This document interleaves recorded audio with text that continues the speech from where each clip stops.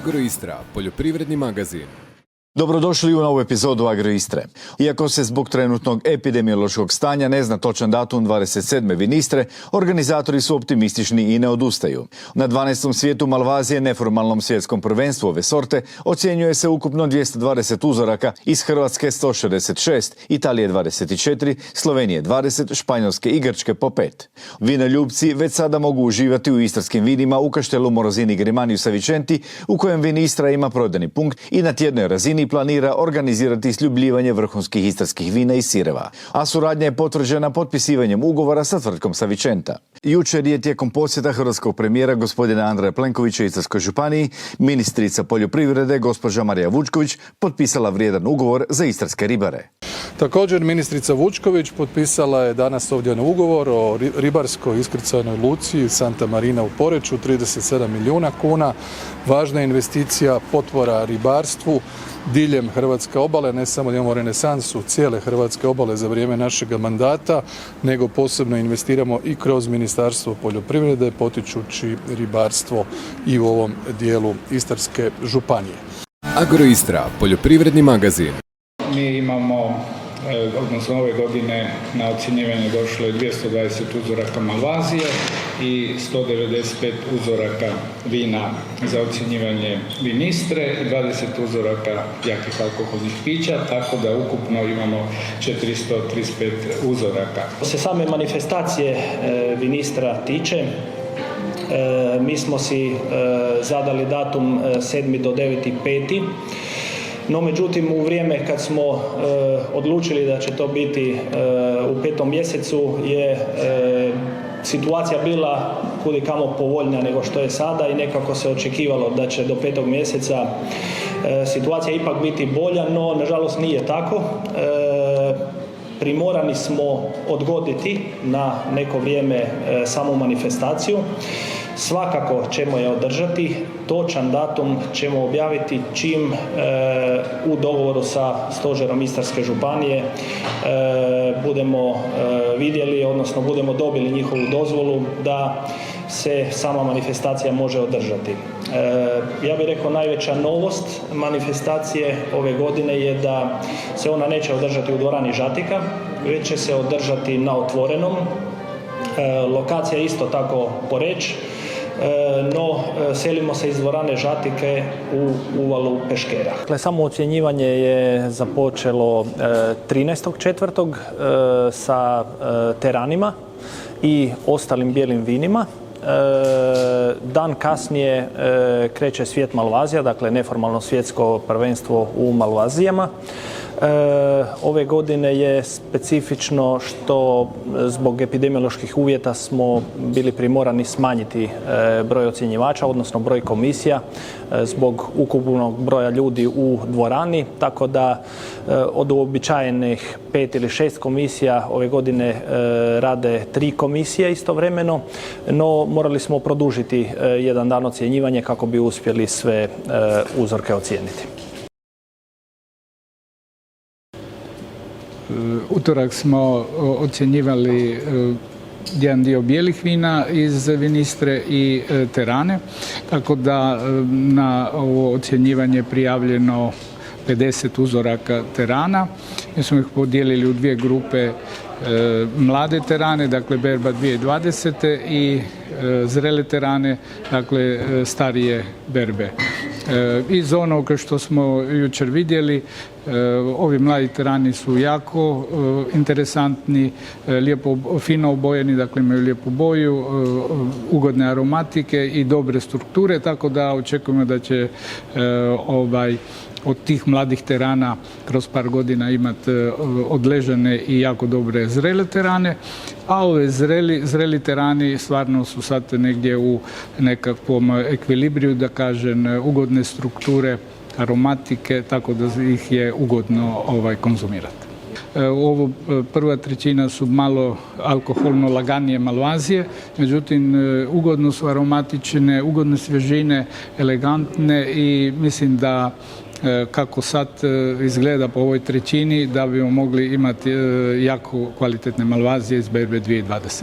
Malvazija je 220, od toga dakle je negdje oko 120 mislim berbe 2020. Ostalo su starija godišta i 50 je terana gdje sad ne znam točno koliko je svježih ili odleženih, ali tu negdje mislim da je pola-pola. Agroistra, poljoprivredni magazin. Sergio De Marca, vrsni izrađivač tradicionalnih glazbala. Predstavljamo vam njegov svijet bajsova i violina. Baš nisam našao za bajs nikakve mjere da evo, to je kalup od jednog bajsa šta je ja sam njemu napravio, ima stari bajs od 1760. godine, bajs. Još taj bajs ima pečat unutra jer je bio registriran što to Austrija. Znači još ima topli pečat unutra i broj. I ja sam mu napravio drugi bajs i sam uzeo kalup, recimo napravio si kalup baš po njegu u veličini. Inače dođe težak oko 5 kila. Gledam napraviti čim tanjega, čim manje drva da bude čim lakši. Jer ako je lakši, ako je tanje stranice, sve, onda ima i bolji zvuk, bolja vibracija bude. Ali više od toliko ne možeš jer kad nategneš korde da ti se ne ide sve da ti se ne popuca negdje i tako.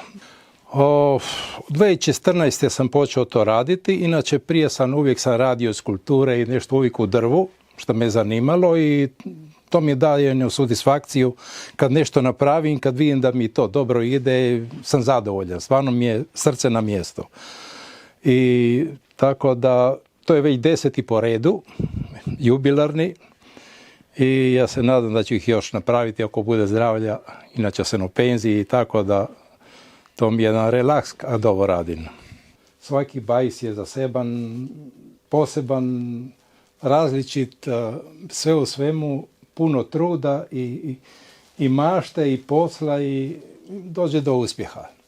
Evo, to je javor, on mora biti stađonan, da je suh i to je veliki problem. I mora biti rebraš, recimo da ima ove figure po sebi.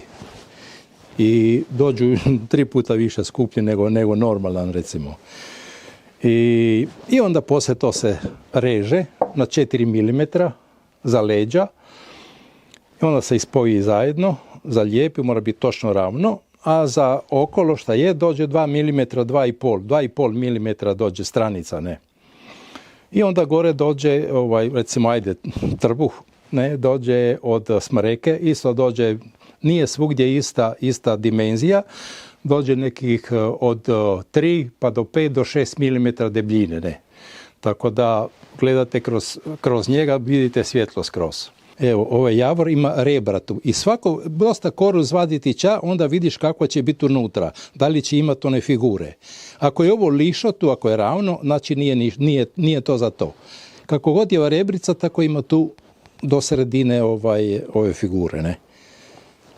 Isto moraju biti godovi gusti, od 7 do 11 godova u centimetar. To je bilo ono idealno i to je problem isto naći da bude tako, ali se nađe, no. Prošao sam i Sloveniju tražeći i to, ali dobro, no. I onda poslije kad se to savija, mora grijati, malo smočiti i grijati i savijati, recimo oko bočne strane. I onda polako lijepiti. Lijepim sa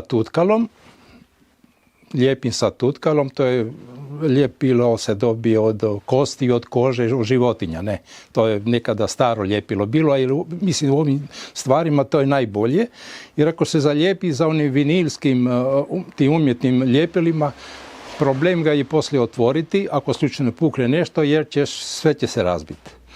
Međutim, ovo tutkalo, malo ga zagriješ, topla voda i nešto i onda to lako ide, se odvoji za popravak. To je tutkalo.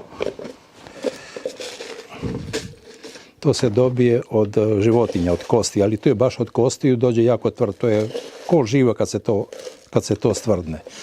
I onda to se kuha do 60 stupnjeva najbolje je, da bude onako tečnost kao med.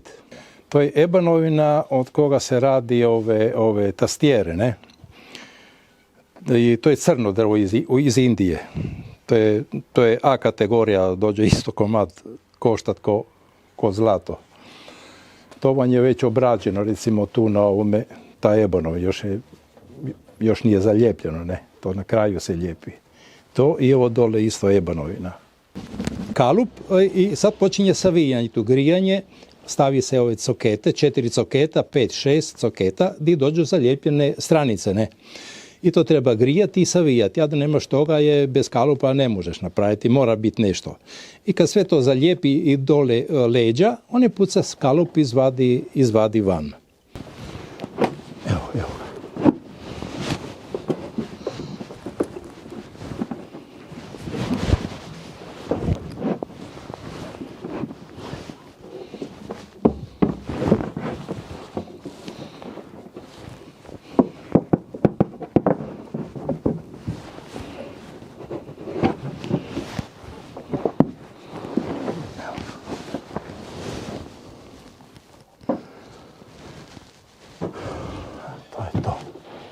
Ovako, kad smo kalup sve ovo savili i leđa smo spremili, znači izbrusili sve da bude točno i onda zalijepiti moramo s ovim tu. Ja kad sam bio počeo to raditi nisam znao kako ni šta, međutim sam posao te tjera da nešto izumiš. Evo, i tako ih 50 ih treba skoro na oglu, 48 komada se ih stavi jedan do drugoga. Ovako, jedan do drugoga. Mislim, ne može samo 3-4 i onda ne bi vam sve se zalijepilo. Znači, ih treba za bajs, ih treba, mislim, 48. 3 vrste drva su. Javora, leđa, onda ovo okolo, šponde, isto javor, a gore, recimo, trbuh, on dođe od smreke. To je isto problem naći i puno traži naokolo. I onda poslije dođe tastijera od ebanovine. Tirakorda i tastijera dođe ebanovine. Vrat dođe isto od toga, gudalo isto napravljeno od javora, jer javor je čvrst, žilav. I drugo, šta ja znam, ovi coketi isto što dođe, to dođe isto od mekanog drva, od smreke. Ovi tu su naokolo, će doći 6 komada. Inače specifičan, jer bajsi uvijek imaju ovo suženje tu. Tu se lome i se ih savija prema gore. Ne? To je specifično kod njih. Inače uvijek tu u Istri se radi sa dva kantina, dve korde. To je isto specifično, toga više nema, recimo nigdje nego tu u Istrije. I jedna stvar još je interesantna, svi ovi instrumenti, drugi od vijoline, čeli i tako dalje, oni imaju ovaj kavaleto pozadno gore. Međutim, bajs ima jednu nogu unutra. Tako da se prenaša zvuk na donju dasku, vibracija na donju dasku. Po tome je specifičan. Drugdje ih nema nigdje nego tu u Istri ovakve. A ispod ovoga dođe, se zove bas. Bas daska. Ispod trbuha, koja, to dođe veliki pritisak. Nisam nikad mjerio, ali dođe veliki pritisak obe dvije korde. I sad to mora biti daska i unutra i daska tu. Ali ta daska vam daje zvuk basa. Ona se prenosi tu na ovu i radi ujedno isto radi inforco da ne pukne tu u sredini. Jer to dođe isto, to je 4 mm tu debelo. Evo, to je jedan konjić što sam mi je dao Signor Libero iz Roškog polja i ovom prilikom mu se zahvaljujem jer mi je on pomogao, posudio mi je i kalup, ali sam si ja napravio svoga i on mi je objašnjavao šta je kako, svaka mu čast, evo sam mu zahvalan dok god sam živ i uvijek sam imao želju, ali sam rekao čekaj, ide ja njega pitati, on je stari proizvođač, sam rekao tih bajsa, pa idem ga pitat. I stvarno svaka mu čast mi je išao na ruku i mu se zahvaljujem. Bordin treba sad obraditi da bude sve naokolo isto, recimo na 2,5 mm, 2, 3 najviše, ne treba biti previše jer nije potrebno. To isto se može raditi ravno, bez ništa, ali dođe figurativno više ovako, ne. Rađe ću ručno raditi, ja većinu sve ručno radim. Jer nemaš tu puno da možeš sa strojem raditi. Možeš izblanjati, ali opet, recimo, ja sve stružim, ja izblanjam drvo, ali ja ga stružim s ovim. Vidite. To je sve, i ovo tu na okolo, ja sve stružim sa ovim.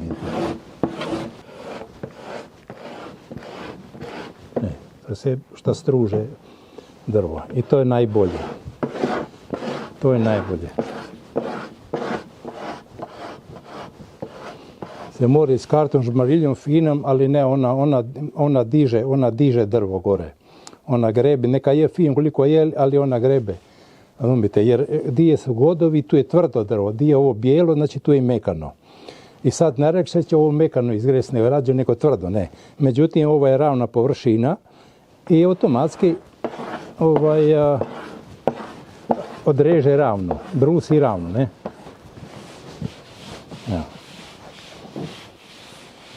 Kad smo to finili gore, znači taj bordin sve namjestiti, izrezati, izbrusiti na mjeru i ga okrenemo i treba unutra sastaviti letvice. Recimo dođe nekih 12 mm debljine letvice po sredini, ne. Tu i u sredini gdje dođe pozana kavaleto, ne, nogica dole i jedna tu, jer tu je rezano je ostale možda 2 mm, dođe presavijeno. I onda tu isto dođe jedna uska, još to toliko radi sigurnosti, ne. I recimo sad dođu te faše naokolo. Ove faše radim, kako se reče, od vrbe. Vrbe, jer tako su radili čak i još dan danas rade ovi talijanski majstori od vrbe stavljaju naokolo ove faše, ne. Se da lako nasavijat, to se obradi, znači, i se stavi tu unutra. Se stavi ljepila i se savija sve tu dok dođe tu. I onda poslije to kad se to ljepilo osuši drugi dan, treba čekati bar jedno 8 sati, 10, i onda se izbrusi da bude to ravno, mora biti sve ravno. Ako nije ravno, ne valja. I kad se to završilo, onda se radi gornji dio. Sad ću vam pokazati, imam ja tamo jedno kad sam počeo raditi. Ovdje, čekaj, tu je, evo. Evo.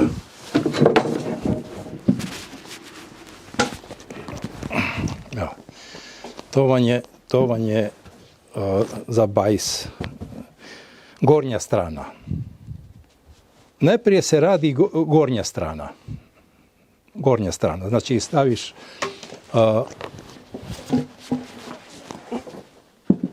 stavi se gore i onda postoje mjere.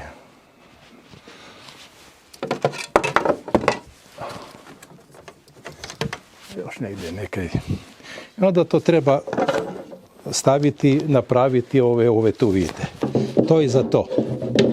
Ili za dole. Dođu 3 ili 4. I počinješ, znači treba skinuti, izravnati donju stranu, to je obavezno prije. Obilježiti cirka koji uvijek se pusti na 1,5 cm više nego šta je korp ovog tijela od bajsa. Jer drvo radi, za nevjerovo kako to drvo radi.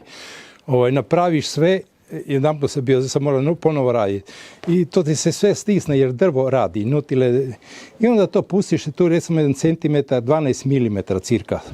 Kako je ovo nacrtano na okolo bajs. I onda počneš tu sve sad ljetama raditi. Da. Iako je suho drvo, to je milina raditi. I ovo je suho. I to se počinje ovako raditi. Od početka se treba, znači tu je skoro 5 cm, znači od 1,5, recimo to treba skinuti recimo do vrha, napraviti recimo trbuh, ne. Tu dođe skoro ravno i tu recimo ne znam koliko, onda dođe tu malo trbuha, ne. I to isto dosta. I najprije znači se napravi gornja strana, kad se napravi gornja strana da bude sve točno i onda se okrene i onda se počne izdubljivati. Znači se počne dubiti unutra. Dok ne dođeš recimo na 3 mm, 3, 4, u sredini dođe 6, 7 mm, zavisi. No. I nije dobro da bude na sve 4 strane jednake, moraju biti malo različite. I onda sam si napravio isto za mjeriti.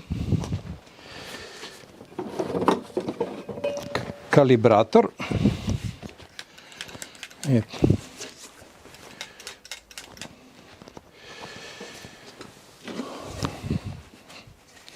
Evo. To kad radi, sad ne mogu, ali kad bude debljina koja bi recimo odgovara cirka otprilike, znači mjerim i mi pokaže točno koliko je debljina stijenke, razumite? Za izradu bajsa. I to je dušu dalo. Vidite. To je imao i Stradivari isto. Evo, to vam je isto nešto slično onoga što smo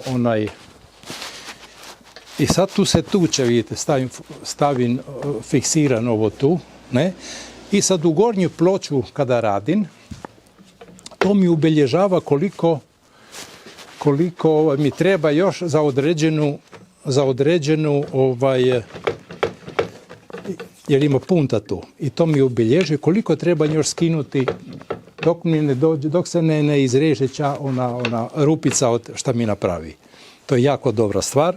Da, to sam vidio na internetu baš u Veroni u ovom muzeju. Je imao ovako, Stradivari je imao to. Oni su imali svi vjerovatno sve ovako. Se stavim ovu manigu unutra, mora adaptirati ovu tu. Se adaptira da točno ide unutra. To treba još obraditi tu. I onda dođe gore tastiera, ono debana. Treba bušiti rupe za ključeve. I onda treba poslije farbati. Za farbanje dam najprije tintu, recimo koju želiš. Tintu, recimo šta ja znam, boje, ne znam, oraha, kestena, mahagonija, onda ja to još i miješam, zavisi, kako ko hoće, Za farbanje ja upotrebljavam šelak. Šelak to se dobije u Indiji, šta rade neki kukci, neku smolu. I onda to se rastopi u alkoholu 95%.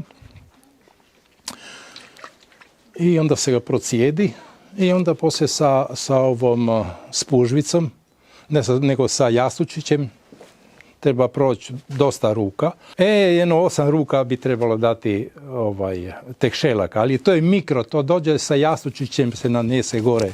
To je dosta pipljivo i moraš jako paziti kad se farba da ti ne ostane debeli sloj, je poslije to te probleme skidati i treba znači točno i mjeru za razrijediti i tako da sve u svemu dosta pipljivo ekono, od početka pa do kraja. To je jastučić, unutra se stavi vuna ili platno da bude nešto roba naturalna, da ne bude sintetika i se napravi ko jastučić. I se omoči u šelak, u jednu posjetu se stavi i onda se počinje, čekaj samo da vam pokažem to.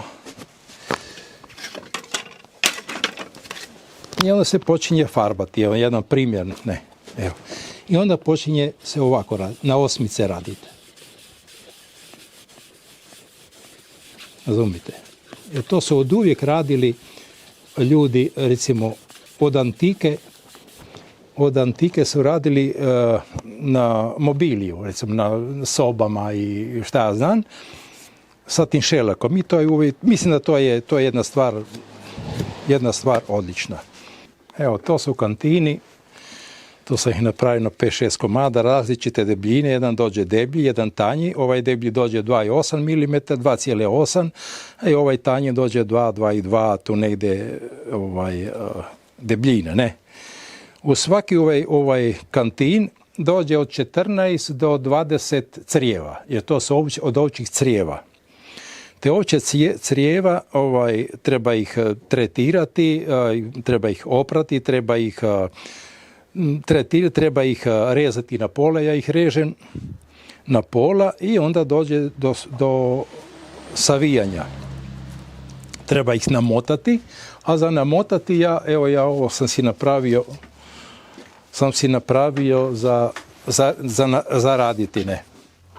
Stavim na stol i onda nove kukice zavežem. Napravim tu.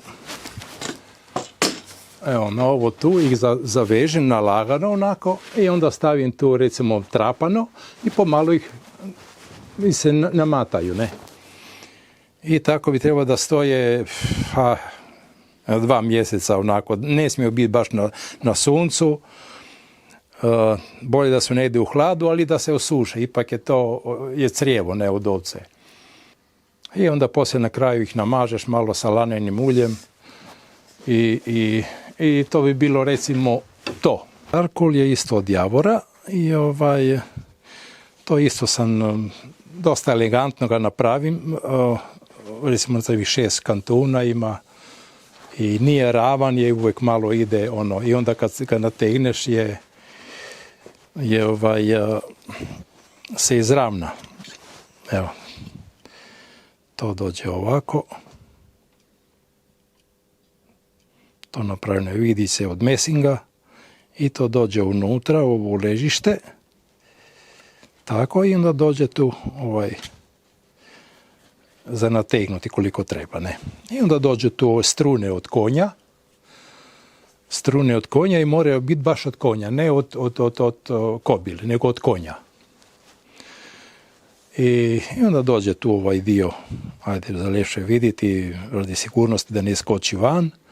Tu dođe isto jedan komadi drva gdje se ulegne unutra i tako. Sam si baš razmišljao kako da napravim to postolje, da ga neki znaju neki cok napraviti, ali sam ja se potrudio, ja sam napravio taj škanjić, recimo, ne, ima, ajde, nešto figurativno je na njemu i tako da, dobro jedno. Ovaj bortin, to treba znači 2 mm se napravi kanalić i se umetne drvo unutra, sve naokolo. To radi izgleda i radi samog slučajno da pukne negdje, šta ja znam da nema ovoga, je mogućnost da se ne raširi. Znači ima dve, znači za figuru i slučajno da pukne neće baš rado pucati jer će ga držati ova trakica unutra. Za ovo napraviti mi treba dobar mjesec dana, ako će biti da bude kako treba, ja bar mislim da je, no. Sad možda koji su pravi majstori, školovani za to, ja skidam kapu, ne. Ali mislim da mjesec dana ti treba, dobar mjesec dana za napraviti, ako imaš sve drvo i kako treba, mislim da da. Treba ga gladiti cijeli dan. Da. Ako ne, neće svirati sigurno. To je prvi što sam ga radio. Za ovoga je bilo muke za napraviti. Oj. To je drugi kalup je bio i onda bi je bio pao dole. Poslije 3-4 dana vide kako je pukao. Ja sam imao neke korde debele, sam bio kupio u Trstu. I onda to moraš nategnuti, ali i onda kad je to srušilo se dole, srce mi je stalo. Da bi ga trebalo otvoriti i zalijepiti, nek bude uspomena.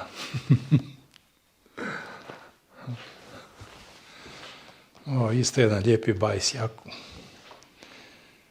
Recimo, vidite ovo tu, na svakom je nešto posebno napravljeno. Recimo, ovo je tu, ovaj puž, ovaj ričalo, kako se kaže, sam prazan unutra napravio.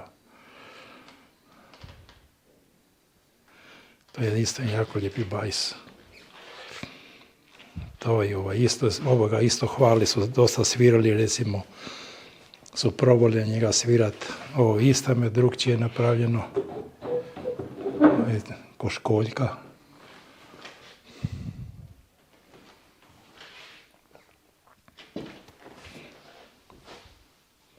Koji drva, svi su isto drva? Isto, da, držim se čvrsto standarda, jedan šta je umro gore, neki šta je radio, vidim da je od svakakvih drveta radio, ali ja držim se ono pravilo, recimo, ne, kako treba da bude. I tu sam napravio na ovome u kozu. To sam isto izdubio drvo unutra i onda sam reljefno je napravio kako da... To je iz jedna kusa? Da, to je od jednog komada, da. Ali ja sam izbušio 2 mm unutra i onda sam stavio ovaj unutra, zalijepio i onda sam je izbrusio da bude ono reljefno kako treba, razumite? Agroistra, poljoprivredni magazin. Do sljedeće premijerne subote i reprizne nedjelje srdačan pozdrav. Pazite na sebe i svoje najmilije.